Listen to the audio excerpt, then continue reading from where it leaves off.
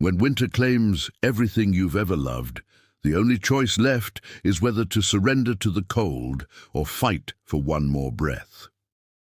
For Yelena, huddled in a crumbling cottage on the furthest edges of civilization, that choice would determine not just her fate, but the lives of two helpless souls who depended entirely on her failing strength. The wind howled through gaps in the wooden walls like the voices of the damned, carrying with it snow that had been falling for 6 days without mercy. Yelena pressed her back against the rough timber, feeling the cold seep through her worn woolen cloak as she gazed down at the tiny faces of her children. Mikhail and Anna, barely 3 weeks old, slept fitfully in their shared cradle. A crude box Dmitri had carved before the fever took him. Their breathing came in small puffs of vapor, visible even inside the cottage. The fire in the stone hearth had dwindled to glowing embers. 3 logs remained stacked beside it, perhaps enough. Fuel for one more night if she was careful. The grain sack in the corner held maybe 2 handfuls of barley, and the strips of salted pork hanging from the ceiling beam would last another day, no more. Her milk had begun to fail as her own body weakened, leaving the twins restless and crying. More frequently, Yelena closed her eyes, remembering Dmitri's calloused hands as he'd traced her swollen belly just weeks before. "Strong children," he had whispered, his voice rough with hope. "They'll help us build something lasting here." Now his body lay beneath the frozen earth behind the cottage, marked only by a wooden cross that disappeared beneath the mounting snow. She had written no letters, sent no messages. Their small settlement sat 3 days' ride from the nearest village, and those roads were now impassable. Even if someone might come looking, they would find only another family claimed by winter's hunger. Such losses were common on the frontier, where ambitious peasants sought land beyond the reach of boyars and tax collectors. The twins stirred, Anna's thin wail cutting through the wind's constant moan. Yelena lifted her daughter, pressing the baby against her chest and humming a lullaby her own mother had sung. The melody seemed to calm them both, though it could not warm the air they breathed or fill their empty bellies. As she rocked gently, a sound reached her ears that made her freeze. Not wind this time, but something rhythmic and deliberate, hoofbeats, muffled by snow but unmistakably approaching through the storm. Yelena's heart hammered against her ribs. In weather like this, only the desperate or the dangerous would be traveling. The hoofbeats stopped directly outside her door, followed by the creak of leather and the soft thud of boots hitting snow. Yelena clutched Anna tighter, her other arm reaching instinctively for Mikhail's cradle. Through the gaps in the wall she glimpsed movement, a dark figure leading a horse toward the small shelter Dmitri had built for their goat. A firm knock echoed through the cottage, 3 measured strikes against the wooden door. Yelena's breath caught in her throat. Bandits would simply break in. A neighbor would call out in greeting. This careful announcement suggested something else entirely. "Who goes there?" she managed, her voice barely audible above the wind. Silence, then words in a language she didn't recognize, spoken in a deep, patient tone. The accent was unlike anything she'd heard from traders or pilgrims passing through their settlement. Her blood turned to ice as understanding dawned. Mongol. Stories flooded her mind, whispered tales of the horsemen who swept across the steppes like death itself, burning cities and enslaving survivors. Dmitri had dismissed such rumors as the fevered imaginings of frightened merchants, but now one stood at her very door. The knocking came again, more insistent. Anna began to cry, her thin wail piercing the cottage's fragile quiet. The sound seemed to trigger something outside, for the stranger spoke again, his tone shifting to something almost gentle. Yelena pressed herself against the far wall, mind racing. The door was barred, but the wood was old and weakened by moisture. If he wanted entry, he would take it. Her gaze fell on Dmitri's hunting knife, hanging from a peg near the hearth. Could she even lift it in her weakened state? And what good would it do against a warrior? The latch rattled, not forced, but tested. Then, to her amazement, the sounds moved away from the door. She heard him walking the perimeter of the cottage, his boots crunching in the snow. Minutes passed. The twins' cries had awakened them both. Now, their hunger adding urgency to their distress.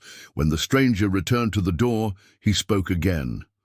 This time, mixed with the foreign words, she caught fragments of heavily accented speech she could almost understand. "Cold babies. Help." Yelena's heart hammered as she realized he had heard the twins crying. He knew she wasn't alone, but instead of demanding entry, he seemed to be offering assistance. The wind gusted violently, rattling the cottage walls and sending a shower of snow through the gaps. One of the embers in the fireplace hissed and died. In the growing darkness, Anna's cries became more desperate. Outside, the stranger moved again. This time, she heard the distinctive sound of flint striking steel. Dawn broke grey and merciless, revealing a world transformed by the storm's fury. Snow had piled against the cottage walls nearly to the single window, and the wind still moaned through the forest like a dying animal. Inside, the last ember had surrendered to the cold hours ago.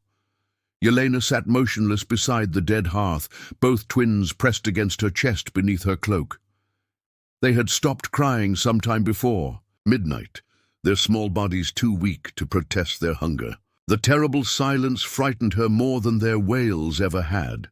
The Mongol, Batbayar, he had called himself through the door, had spent the night in Dmitri's animal shelter. She had heard him moving about, tending to his horse, building what sounded like a fire. The smoke she glimpsed through the gaps in the wall told her he had found warmth while she slowly froze. When he knocked again at sunrise, her decision was already made. Death would claim them all by evening if nothing changed. Whatever fate awaited them beyond this door could hardly be worse. "I will come," she called out, her voice barely a whisper. The door opened to reveal a man unlike any she had ever seen. Batbayar stood shorter than Dmitri had been, but broader through the shoulders, with a face weathered by wind and sun. His eyes, dark as winter nights, held an unexpected gentleness as they moved from her face to the bundles in her arms. He spoke in his strange tongue, then switched to broken words she could understand. "Babies need warm.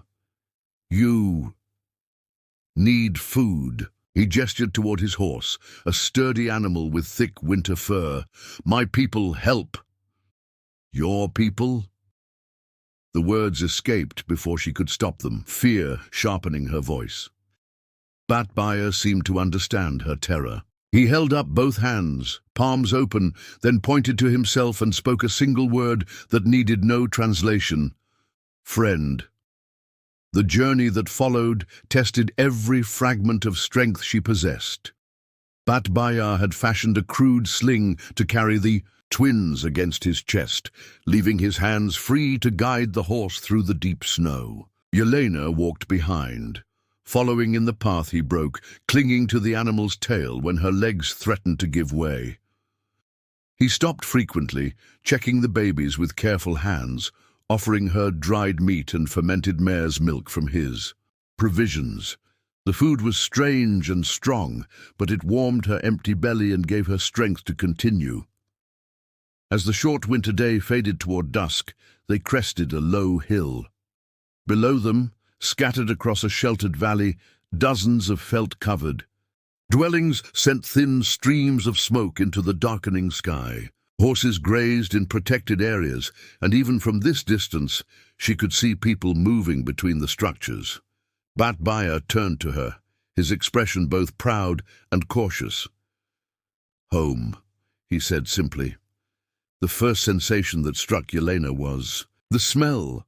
Smoke mingled with horse sweat, fermented milk, and something else entirely foreign to her peasant nose. As Batbayar led her between the felt dwellings, curious faces appeared at doorways, their expressions ranging from mild interest to open suspicion.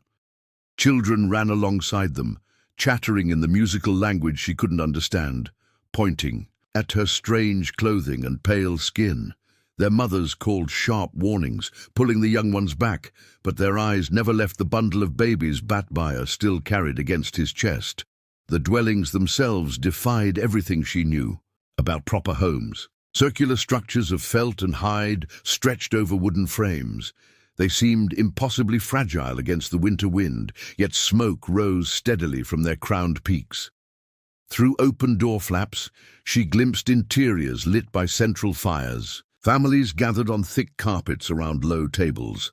But Baya stopped before one of the larger dwellings, speaking to someone inside. A woman emerged, tall and strong-featured, with intricate braids hanging past her shoulders and silver ornaments gleaming at her throat.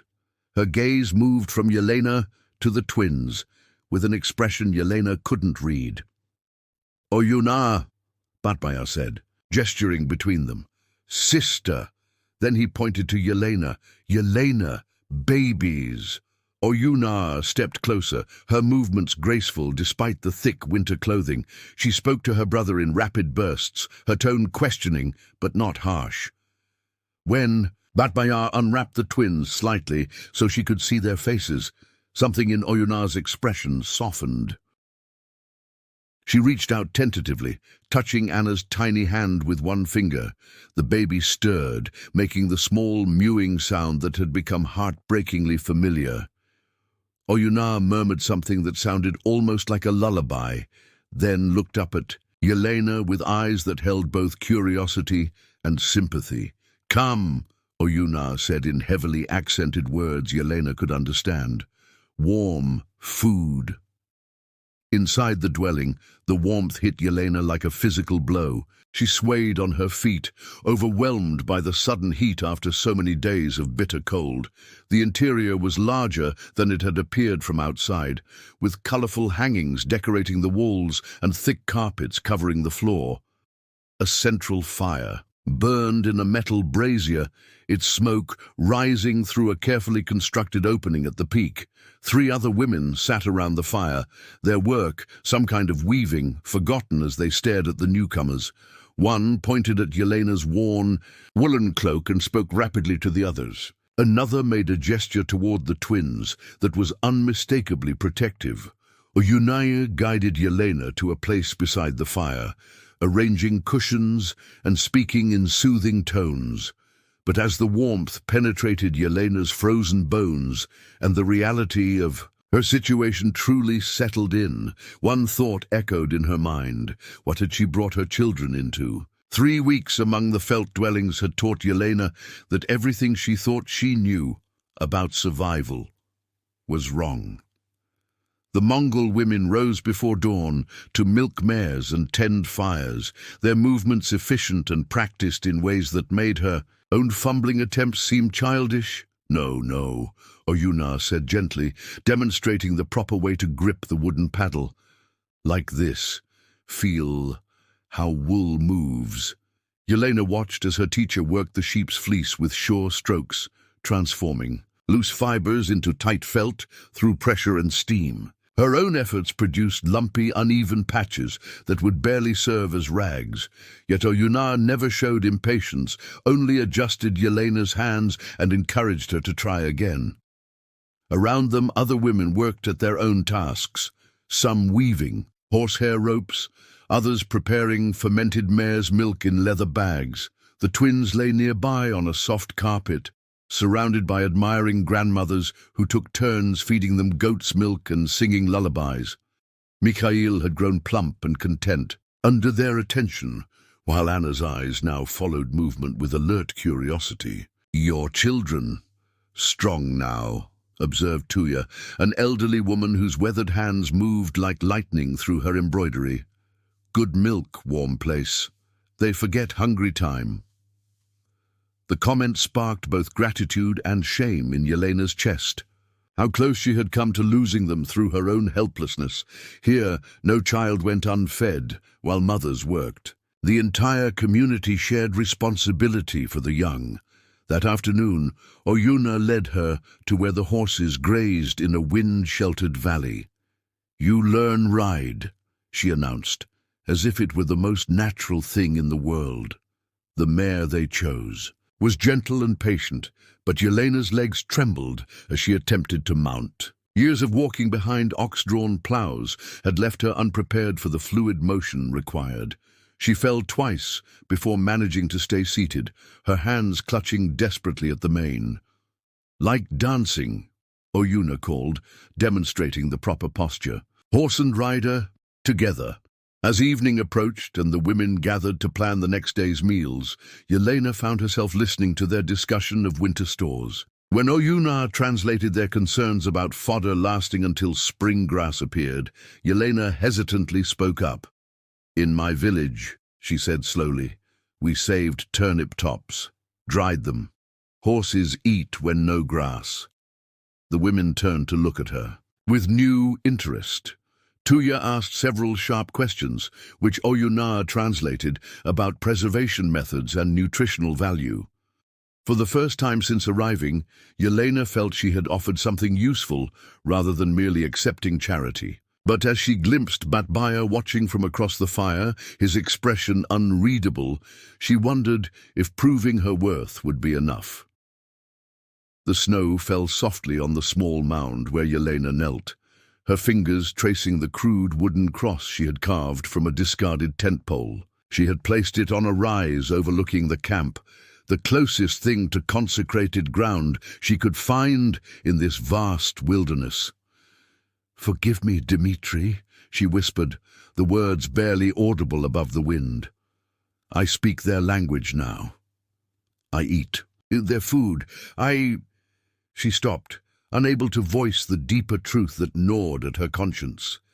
Below in the camp, she could see Batbaya moving between the horses, his movements graceful and purposeful. When he paused to speak with other men, his laughter carried on the wind, a warm sound that had begun to quicken her pulse in ways that filled her with shame. Footsteps crunched in the snow behind her.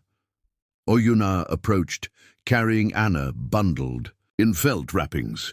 "You pray to Sky God?" she asked, settling beside Yelena with respectful distance. "To Christ," Yelena replied, then added hesitantly, "My husband's spirit."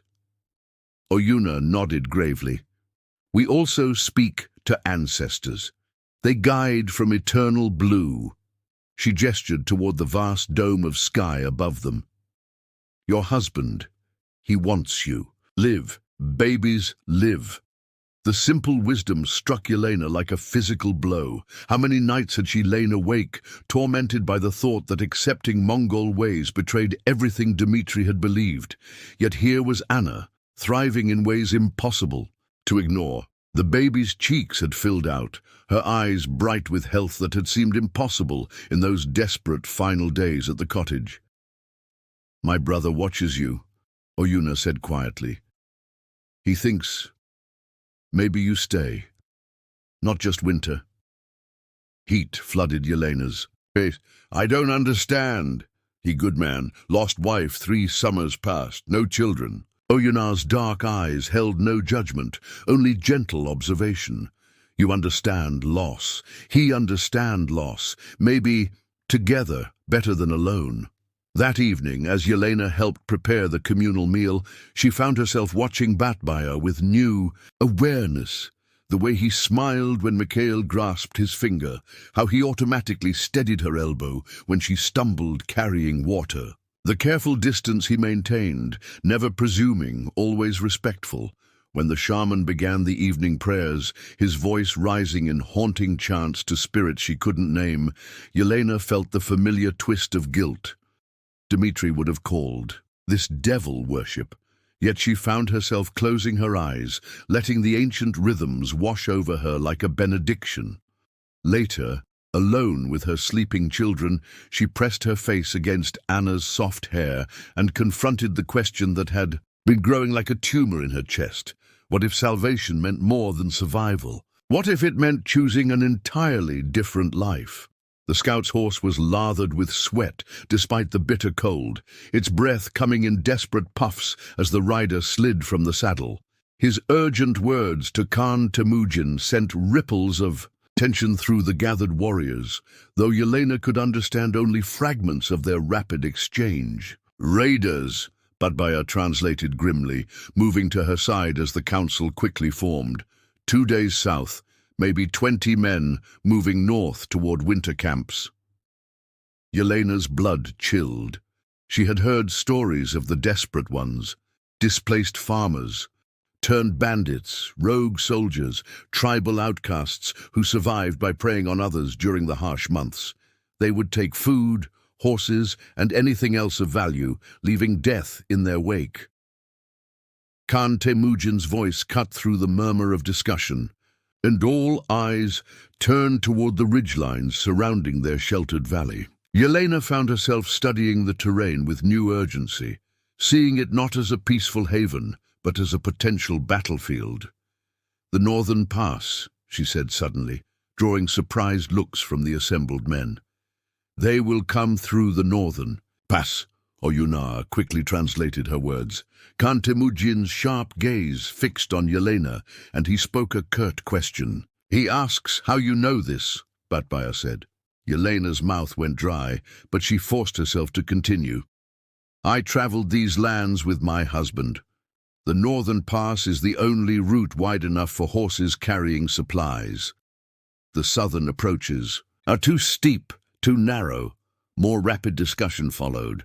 Yelena caught references to defensive positions, to moving the herds, to protecting the women and children. When one warrior gestured toward her and the twins, speaking in what sounded like a suggestion, Budbaya's response was swift and harsh. "What did he say?" Yelena asked. Budbaya's jaw tightened. "That you should leave, take children, go to distant relatives, be safer away from battle." The suggestion hit her like a physical blow. Leave, return to the world of cold cottages and grinding poverty, abandon the people who had saved her life? She looked around the circle of faces, some friendly, some still, suspicious, but all united in their determination to protect what was theirs. "No," she said firmly, loud enough for all to hear. "This is my home too now." Budbaya translated her words, and she saw something shift in Khan Temujin's expression. He spoke again, and this time his tone held a note of respect. He says, Budbaya smiled slightly despite the circumstances, "that anyone who chooses to stand with us will be given weapons to fight." In the distance, a wolf howled, or perhaps it was something far more dangerous approaching through the darkness. They came at dawn, as Yelena had predicted through the northern pass, their war cries splitting the morning air like the howls of demons. From her position behind the horse lines, she watched 20 mounted raiders thunder down the slope toward the camp, their weapons glinting in the pale sunlight. The Mongol response was swift and coordinated. Warriors emerged from concealed positions, their bows singing as arrows arced through the air. Horses wheeled and charged in practiced formations that spoke of countless battles. But the raiders had desperation on their side, and they fought with the fury of men who had nothing left to lose. "Stay down!" Oyunar shouted, pressing Yelena toward the ground as an arrow whistled overhead. But Yelena found herself rising instead, her eyes searching the melee for Budbaya's familiar form. She spotted him near the camp's center, his sword flashing as he faced 3 raiders who had broken through the outer defenses. Even as she watched, one of the attacker's blades found its mark, and Budbaya staggered. "No!" The word tore from her throat before she could stop it. Without conscious thought, she was running toward the battle, snatching up a fallen warrior's bow along the way. Her hands remembered Dimitri's hunting lessons as she nocked an arrow and drew the string back.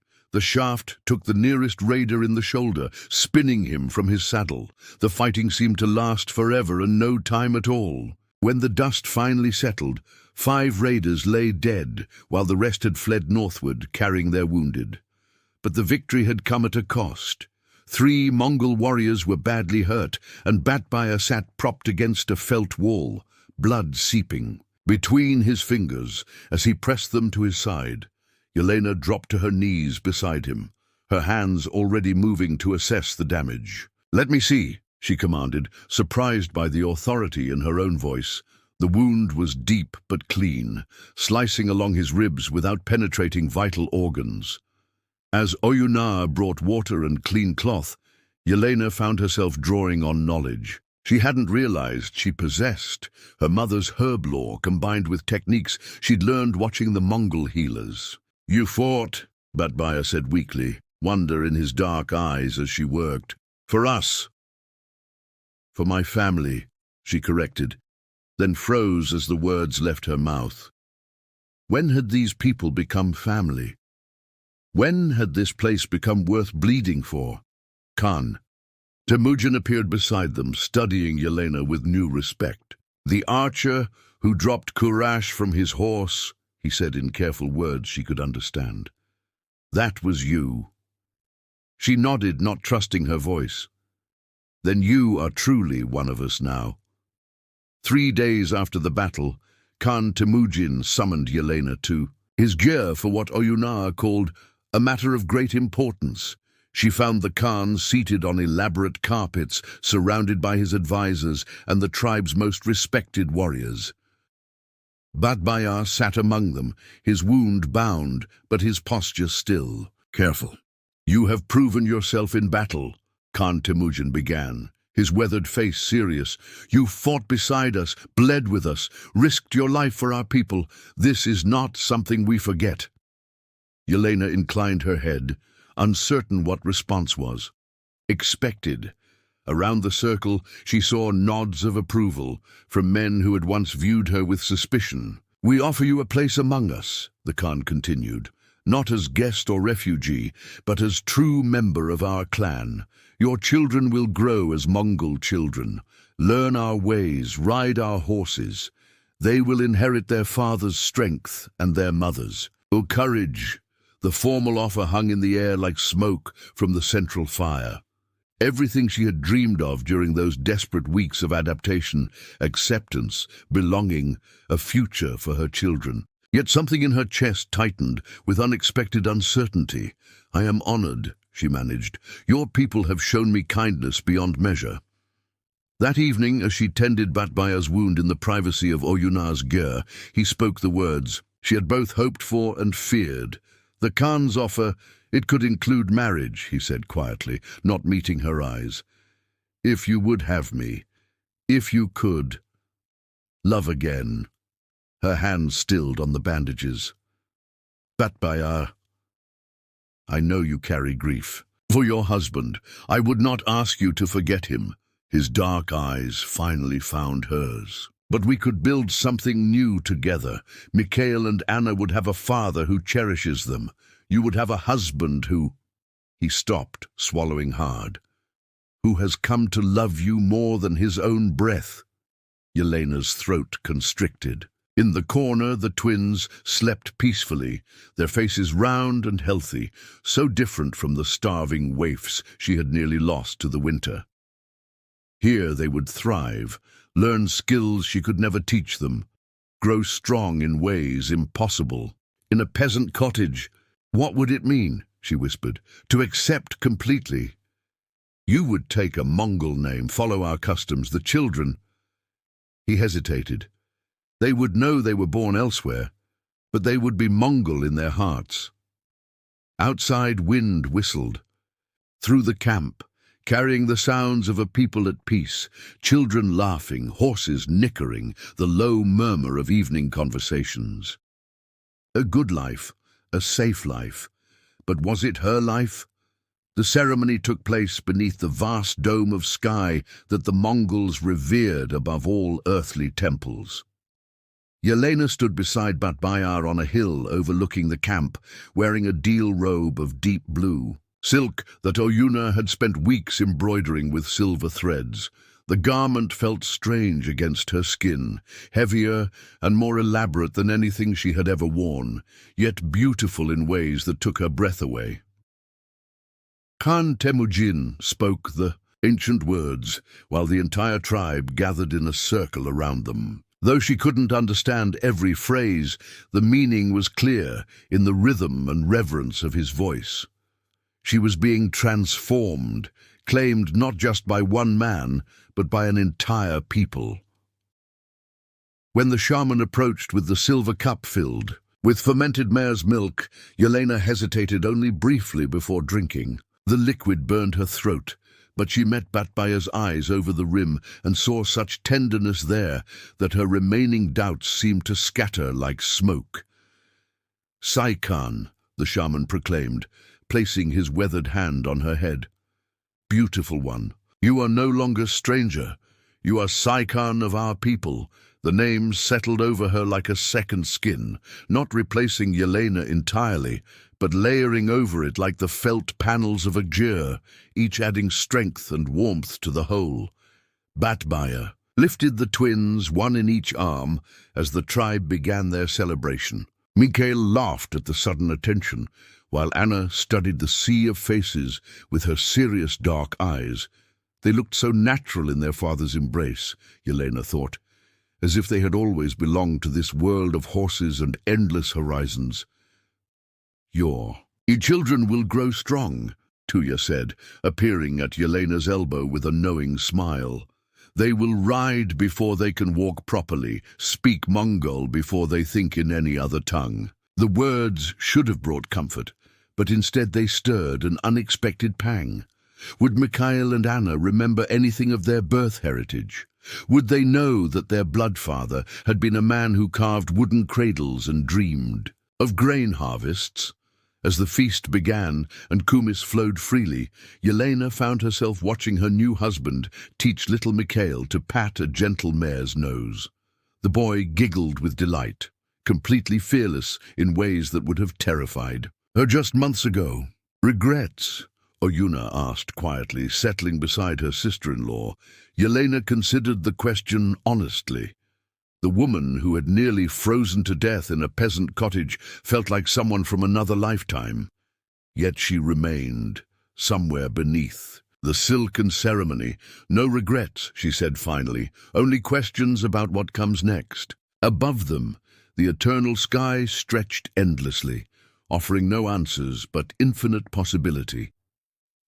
Spring returned to the steppes with a rush of green grass and wildflowers that transformed the endless landscape into something approaching paradise. Saikan, she still marveled at how naturally the name had become hers, knelt beside a small plot where she had convinced the tribe to experiment with cultivating hardy grains during their longest seasonal stop.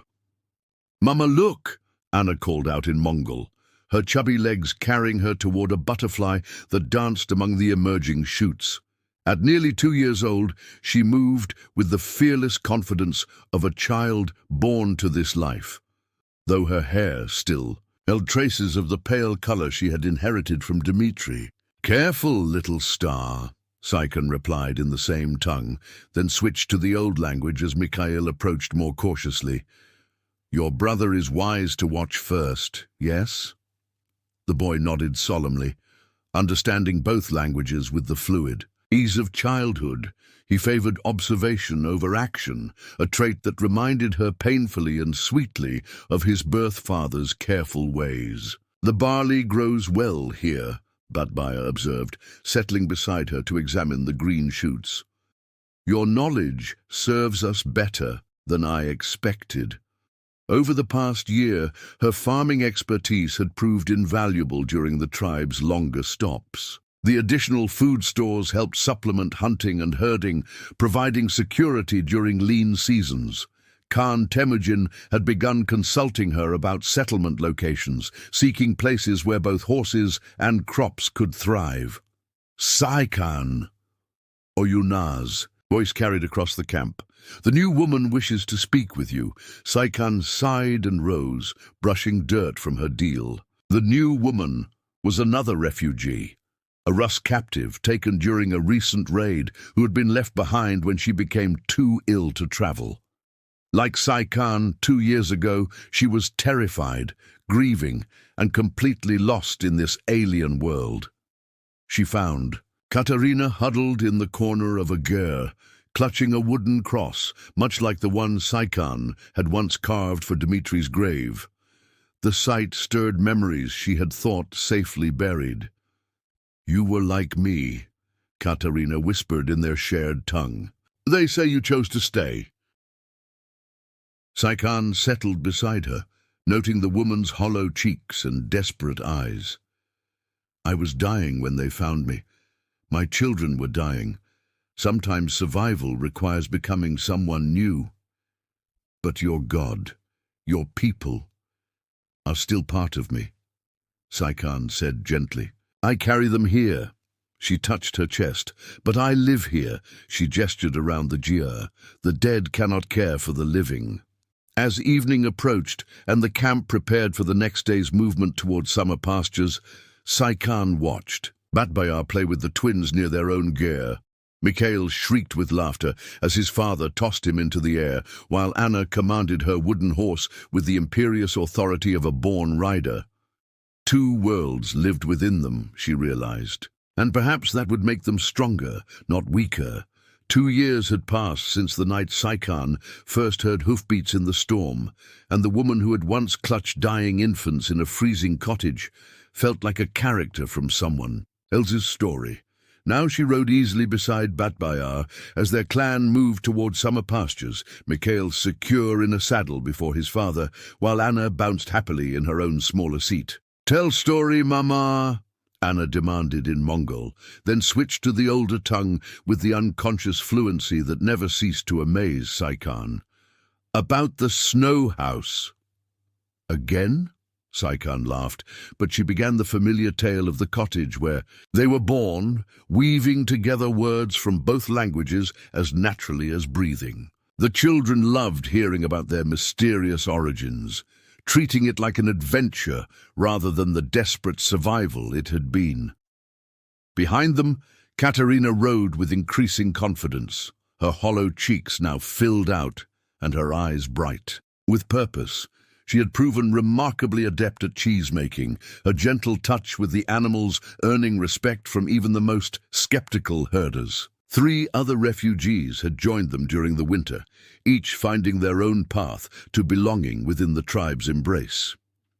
"You give them hope," Oyuna had observed one evening as they watched Saikan teaching the newcomers to weave. "They see what is possible."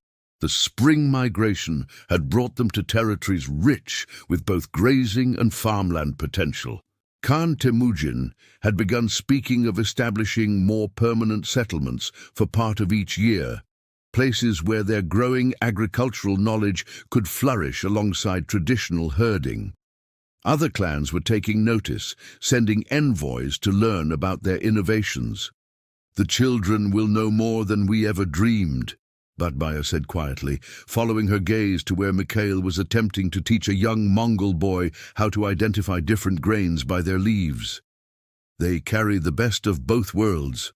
Saikan nodded, watching Anna chatter with equal ease to the Russian refugees and Mongol grandmothers, her small hands equally skilled at braiding horsetails and grinding barley. Both children moved between languages and customs, like water flowing around stones, seeing no contradiction in honoring ancestors they had never met while embracing the sky-wide freedom of their current life. As evening approached and the clan began setting up camp beside a clear-running stream, Saikan helped Katerina secure her gear while Batbayar tended the horses. The routine felt as natural as breathing now, each person contributing their unique skills to the whole. "Will you tell them about their first father when they're older?" Katerina asked quietly. Saikan smiled, watching her children play with their cousins in the gathering dusk. They will know all their stories, every person who shaped them, every choice that brought them here. She touched the small wooden cross she still wore beneath her Mongol robes. "The past gives us roots. The future gives us wings." Above them, the eternal sky held both memory and possibility in its endless embrace.